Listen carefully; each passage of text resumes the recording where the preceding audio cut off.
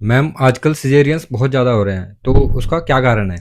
हाँ, ये बिल्कुल सही बात है कि इंडिया में हर एक शहर में, हर एक स्टेट में सिज़ेरियन का ट्रेंड बहुत ज़्यादा बढ़ गया है।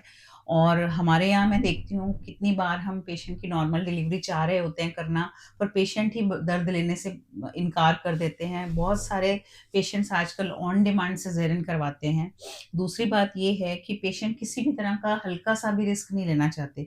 जैसे आज से 20 साल पहले जब किसी के बच्चा उल्टा हुआ करता था, तो हम उनको बताते थे कि 1% चांस है कि बच्चे का सिर अड़ जाए, तो उस टाइम पे कुछ हम कर नहीं पाएँगे।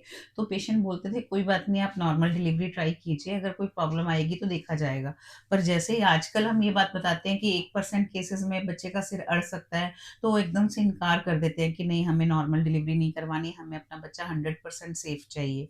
तो जिस तरह से पेशेंट बिल्कुल भी रिस्क लेने को तैयार नहीं है, और अगर सिज़ेरियन ना किया जाए और माँ या बच्चे को कुछ हो जाए, तो वो यही एलिगेशन डॉक्टर के ऊपर लगाते हैं कि इन्होंने हमारा टाइमली सिज़ेरियन नहीं किया, इसलिए हमारे पेशेंट को प्रॉब्लम आई है। तो इन सारी बातों के कारण एक तो यानी कि खुद पेशेंट दर्द नहीं सहन कर पाते, दूसरा पेशेंट किसी भी तरह का रिस्क नहीं लेना चाहते। और आजकल क्योंकि आईवीएफ से प्रेग्नेंसीज़ बहुत हो रही हैं, तो आईवीएफ प्रेगनेंसी में पेशेंट को लगता है कि हमने इतना पैसा खर्च करके इतनी मुश्किल से हम इस जगह तक पहुँचे हैं, और अब हम कोई रिस्क नहीं लेना चाहते। तो ये सारे कारणों से आजकल सिज़ेरियन के चांसेस बहुत ज़्यादा हो रहे हैं।